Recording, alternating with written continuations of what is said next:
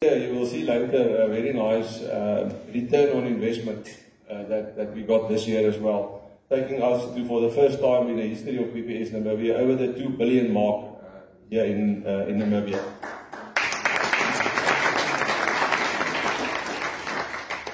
Right.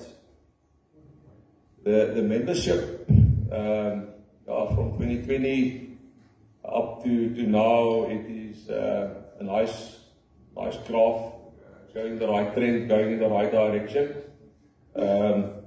We are experiencing in the last 3 years, one of our strategies was, when I started, is to be more diversified and bring in more younger members. When I started there 6 years ago, the member profile was sort of my age, so we said, look, for the long-term sustainability of the business, you need to bring in a lot of young members and diversified, get a portfolio that is diversified in answering to all those diversification criteria.